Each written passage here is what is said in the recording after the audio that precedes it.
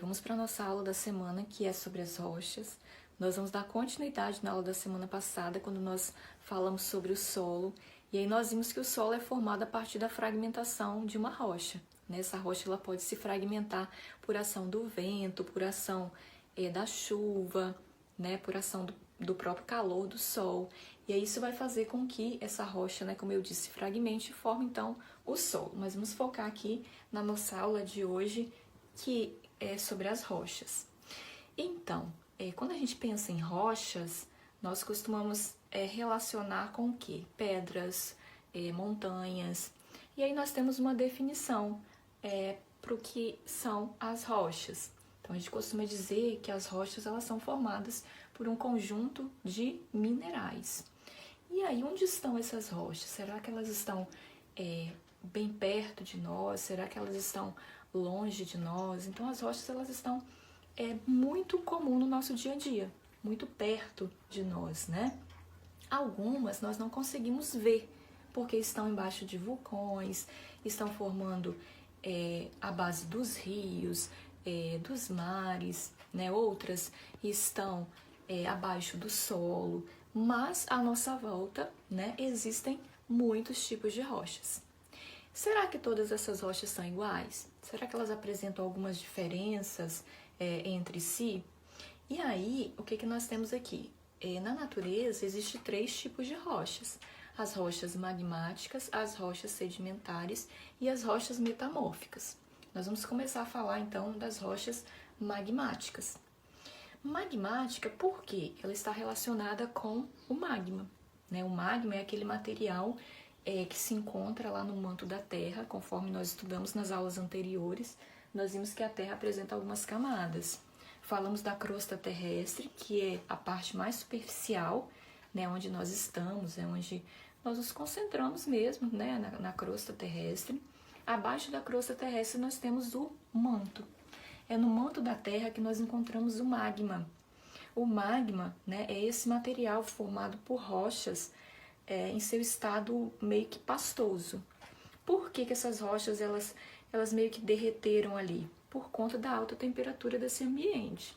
Então, o manto da Terra é uma região muito quente e faz com que essas rochas elas se encontrem ali em boa parte, em grande maioria, em um estado meio que pastoso. Quando as placas tectônicas elas se movimentam, pode ocorrer desse magma, esse material que está lá embaixo, no manto da Terra, ele sair por essa abertura aqui, olha, por essa chaminé, do vulcão e chegar até a superfície terrestre. E aí, quando o vulcão ele entra em erupção, ele libera esse material que estava lá, no manto da Terra. No momento em que ele entra em erupção, ele libera uma grande quantidade, de gases, de cinza, de fumaça. E por essa razão, quando esse material chega aqui na superfície terrestre, ele não é mais chamado de magma, ele é chamado de lava.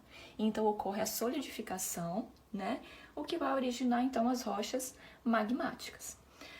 A gente costuma dizer que as rochas magmáticas elas são as rochas mais antigas e podem também ser as mais recentes.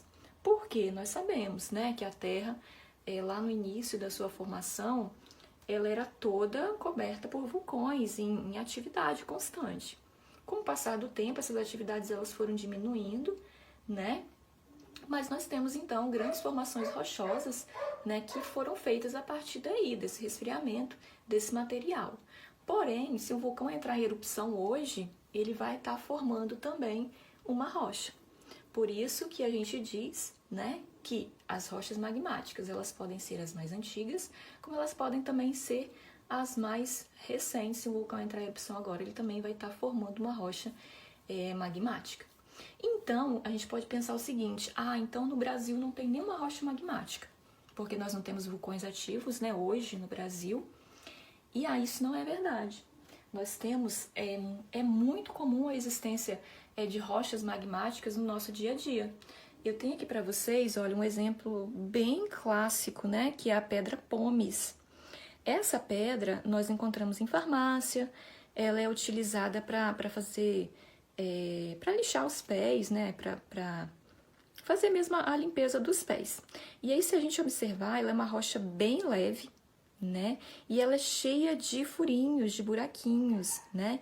Então, essa pedra pómez, ela é originária de uma rocha magmática, né? O que acontece? Quando o vulcão ele entra em erupção, como eu disse aí, ele libera, né, uma grande quantidade de gases, de fumaça. Então, a rocha que forma, né, a pedra pómez, ela é formada a partir de uma grande quantidade de gases. Então, esse material ele sofreu processo de resfriamento e originou, então, aí, né, essa rocha que vai originar a pedra pómez, muito comum no nosso dia a dia. Outro exemplo também muito conhecido nosso é o granito, né? O granito, ele também é um exemplo, né, de uma rocha magmática. Ele foi originado a partir do resfriamento, né, do magma. E é comum a gente ver, olha, no granito, a formação dos minerais que compõem essa rocha. Então, eu consigo ver aqui, ó, 3 cores diferentes, uma mais escura, uma mais clara, né, e a outra também. Então, nós temos aqui o granito sendo formado por 3 minerais, né, um exemplo bem claro de rocha magmática comum no nosso dia a dia, que a gente usa para fazer pias, né, bancadas, mesas. Então, o granito, uma rocha magmática bem comum aí no nosso dia a dia. E temos outros exemplos também. Nós temos aqui, olha, o basalto, né, essa rocha bem compactada, bem escura, né? E com basalto, o que a gente pode fazer com basalto? Nós temos aqui as britas, né, essas pedrinhas utilizadas para fazer construção, para fazer base, né, de construções, que nada mais é do que a quebra do basalto. Então, o basalto, né, a rocha magmática, e a quebra do basalto vai originar a brita, muito comum no nosso dia a dia, que é utilizada para fazer construções. Ok, falamos então das rochas magmáticas, vamos falar então agora das rochas sedimentares, né? As rochas sedimentares são aquelas rochas formadas por sedimentos. O que seriam sedimentos? Seriam pedaços, né, da quebra dessa rocha.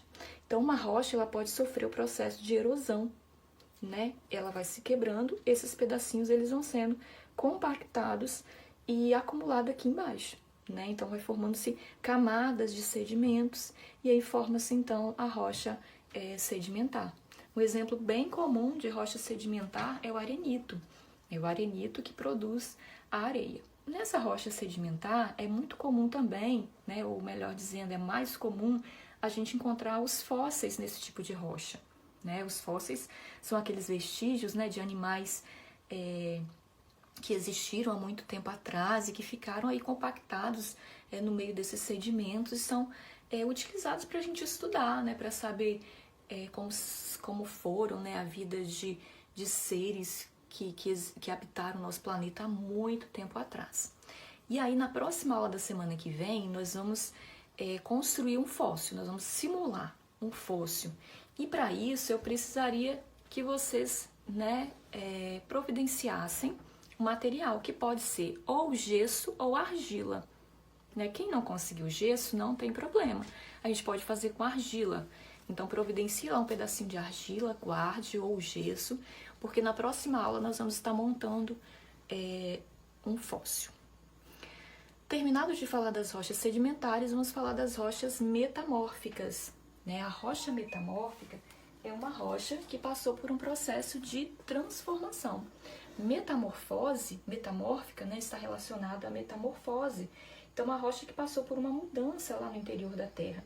Mas o que causa essa metamorfose? Geralmente, altas temperaturas, pressões, né, que essa rocha sofre lá no interior.